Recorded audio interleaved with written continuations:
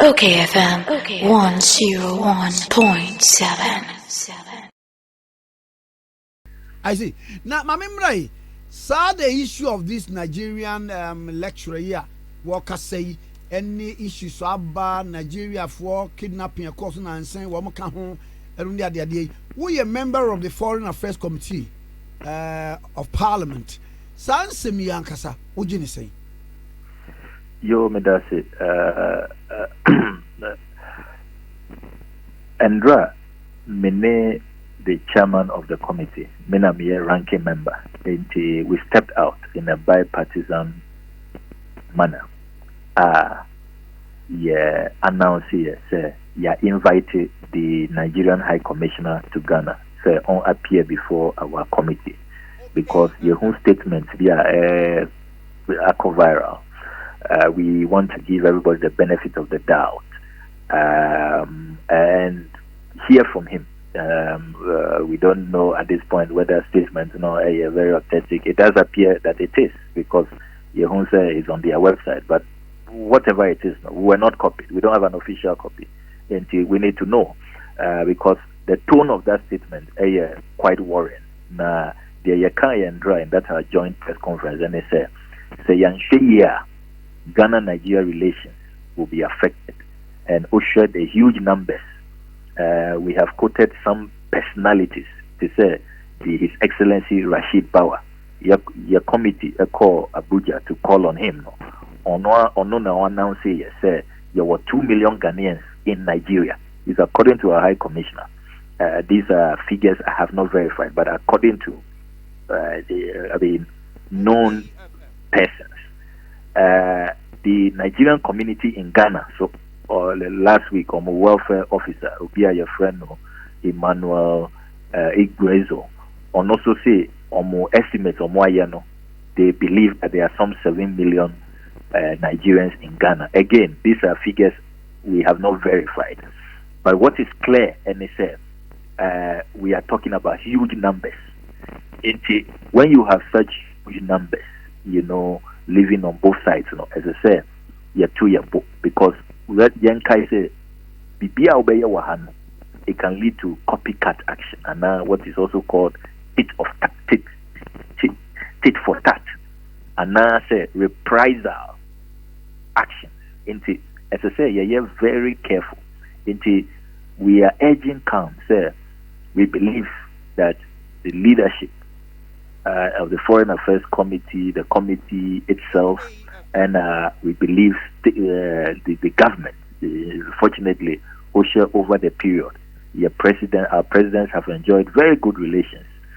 President Rollins Abreso, all the leaders of that era, including Sani Abacha, said they were very close. President Kufuor was close to Obasanjo. President Mahama was very close to President Goodluck Jonathan. President Akufo-Addo is also very, very close to President Buhari. A few days ago, he was in Abuja to confer with him. And we are expecting that these ties will be brought to bear. Now, leaders would show example, because Osha Sana, Kasano, utterances, statements are here issue.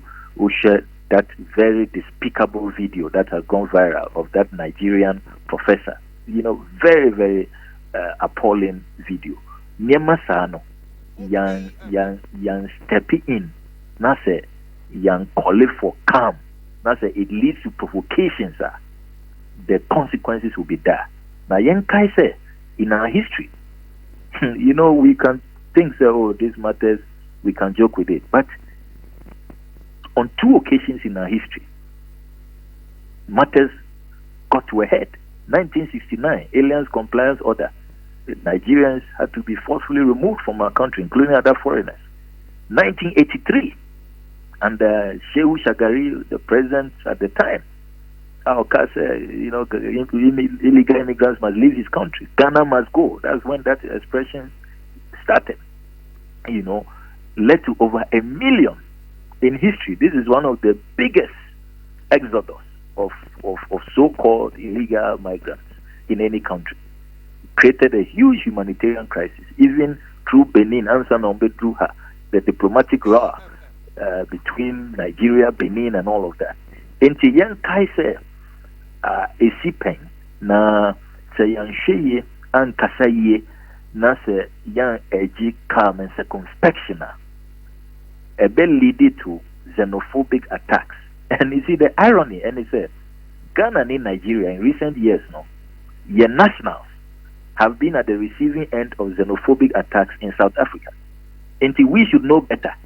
We know the consequences of when stereotyping has gotten out of hands and xenophobic tendencies have been whipped, and the people decide to, act and attack, their victims. Now we know what it is like, because we bear the brunt in recent years in South Africa.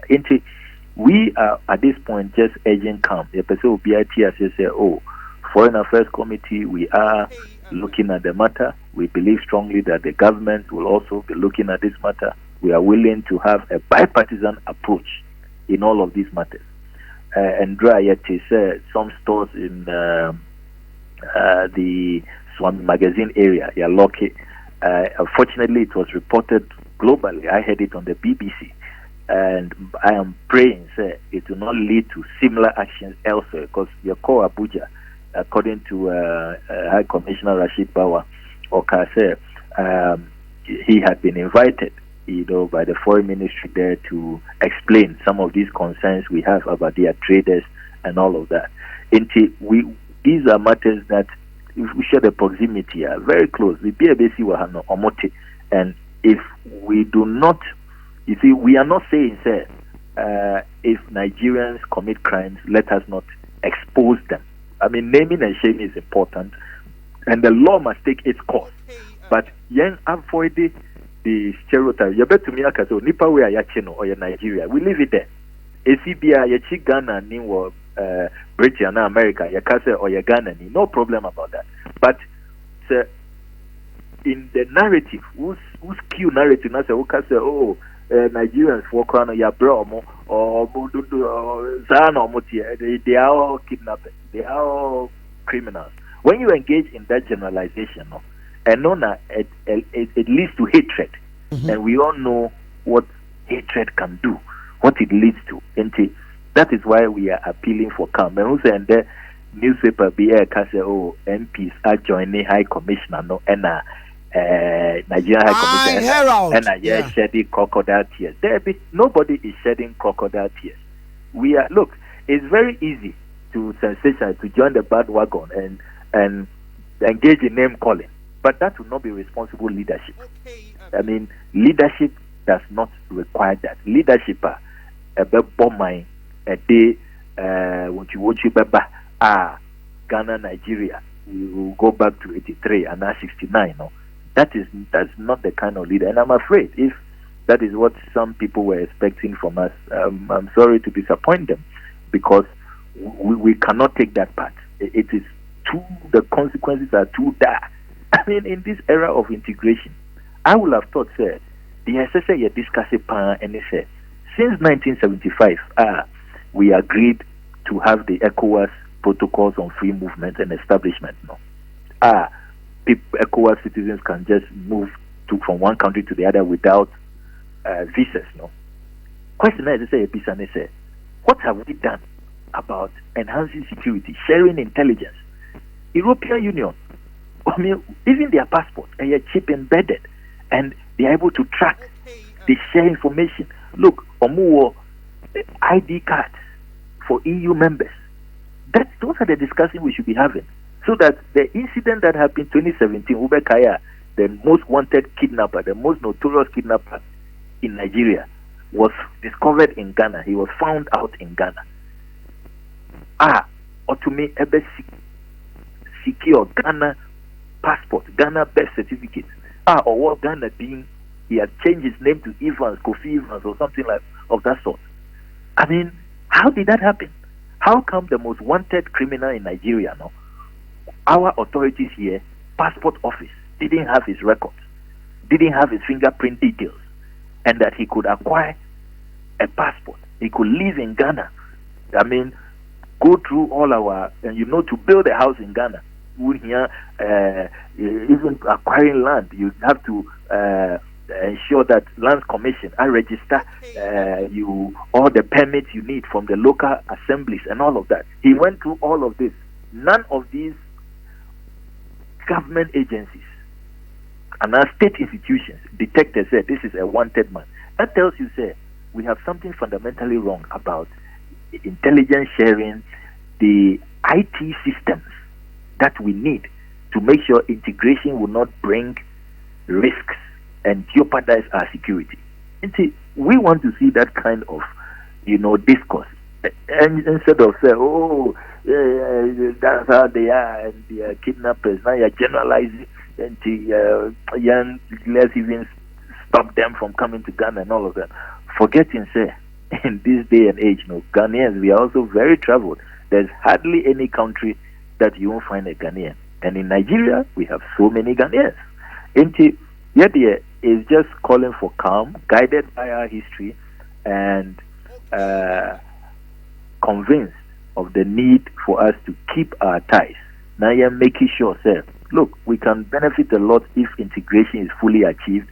We'll have a bigger market. We'll share the latest UNDP report on even population. Very soon, Omar predicted, sir, by 2050, Nigeria's population will exceed America's population, and Africa will soon become the most populous continent. These are all, it can be a curse or a blessing, depending on how well we manage the integration agenda, the Africa Union agenda. India, the Africa Continental Free Trade Area, is a game changer. And since the days of Nkrumah or proposing this idea, we are beginning to see at least 22 African countries have signed. It's coming into effect. We need Nigeria to come on board. They should stop the feet dragging. Now, we can have our own market and take our economic destiny into our hands. And there's all this hardship. That's the real, panacea to changing the African narrative. And I do hope, sir, especially the media, statements it's very provocative. But to say that video of the Nigerian professor, but we will appeal, sir, let's exercise restraint. Okay. In the national interest. Yo, honorable Medasa pay. Yo, Mr. Medasa. Mr. Medasa, what do you mean for Samuel Okudzeto Ablakwa, a North Town MP, ranking member, Foreign Affairs Committee of Parliament, former Deputy Minister of Education in charge of Tertiary. Okay, FM 101.7.